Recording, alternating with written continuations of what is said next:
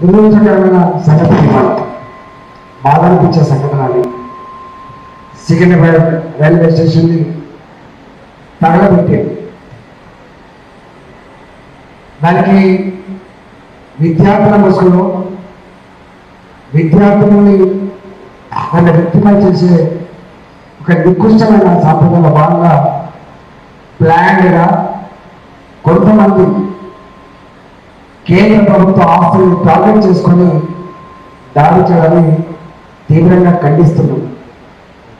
ఇవాళ ఆ కాల్పుల్లో ఒక విద్యార్థి చనిపోయినట్టుగా మనకు సమాచారం అందింది. ఆ కుటుంబానికి ప్రజల సానుభూతిని తెలియజేస్తా ఉన్నాం. వాస్తవంగా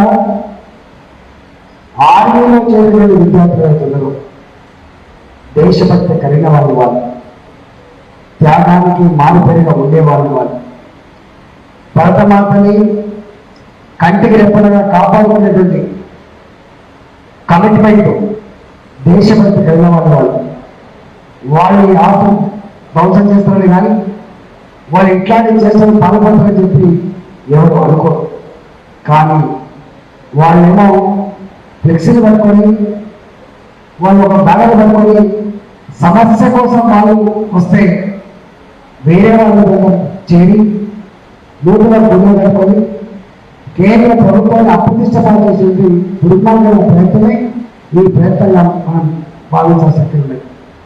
కానీ నేను ఒక్కటి సందర్భంగా ఆలోచిస్తున్నా, మీకు చాలాసార్లు హైదరాబాద్లో ముఖ్యమంత్రి గారు కానీ మున్సిపల్ అడ్మినిస్ట్రేషన్ మినిస్టర్ గారు కానీ పదే పదే చెప్తున్నారు, దేశంలోనే బొంబాయి కంటే ఢిల్లీ కంటే ఎక్కువ సీసీ కెమెరాలు పెట్టబడి ప్రతి ఇంచు భూమిని, ప్రతి మనిషిని, ప్రతి క్షణం కంటికి రెప్పలుగా కాపాడుకునేటువంటి నగరం హైదరాబాద్.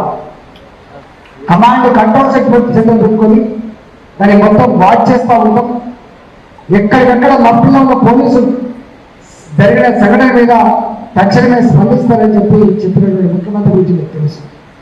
మేమే పోయినా ఒకసారి సింగపూర్కి, తెలంగాణ రాష్ట్రం అంటే కొత్తలో సింగపూర్లో అన్సీన్ పోలీస్ ఉంటుందట, కమాండ్ కంట్రోల్ ఉంటుందట, ప్రతి ఇంచు సర్వేలెన్స్ ఉంటుందట, అక్కడ ఇక్కడ నేరాలు జరగవట అని చెప్పి మేమే కొత్తగా అక్కడ పోయి చూసినాం. దాన్ని ఇక్కడ నెలకొత్త అని చెప్పి కమాండ్ కంట్రోల్ సెంటర్ పెట్టిండు, సీసీ కెమెరాలు పెట్టిండు, అన్సీన్ పోలీసు ఉన్నది.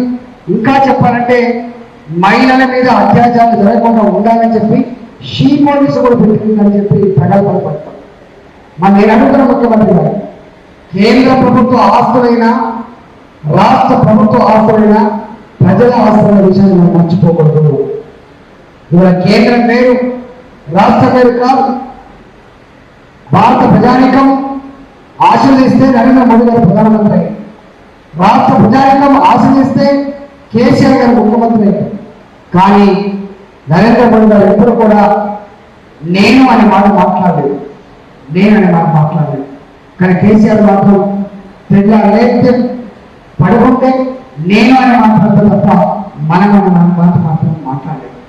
మరి అలాంటి ఈ గడ్డ మీద ఎందుకు పోలీసులు ఒక 2 రోజులుగా 3 రోజులుగా ఇట్లాంటి సమాచారం ఇంటెలిజెన్స్ వ్యవస్థ నేను అప్రమత్తం చేసినప్పటికీ కూడా, తట్టి లేపినప్పటికీ కూడా ఎందుకు నిరోధించలేకపోయినావు, ఎందుకు ఆపలేకపోయినావు? దానికి కారణం ఇది కారణించబడుతుంది. ఇంటెలిజెన్స్ వ్యవస్థ విఫలమైందా? ఇంటెలిజెన్స్ వ్యవస్థ సమాచారం ఇస్తే కూడా మేము ఎక్కడో భావాలను పట్టుకొని కేంద్ర ప్రభుత్వానికి అప్పగించాలి అని చెప్పి తాత్సారం చేసావా? దీనికి సమాధానం చెప్పాల్సిన బాధ్యత మీదే అని చెప్పి మనం చేస్తా ఉన్నాం. ఇవాళ ఈ లా అండ్ ఆర్డర్ని కాపాడంలో, ప్రజల ఆస్తిని కాపాడంలో, ప్రజల శీలాన్ని కాపాడంలో విఫలమైన ముఖ్యమంత్రి ఒక క్షణం కూడా పదవిలో కొనసాగే హక్కు లేదు, నైతికత లేదని చెప్పి అలా తెలంగాణ భావిస్తాం.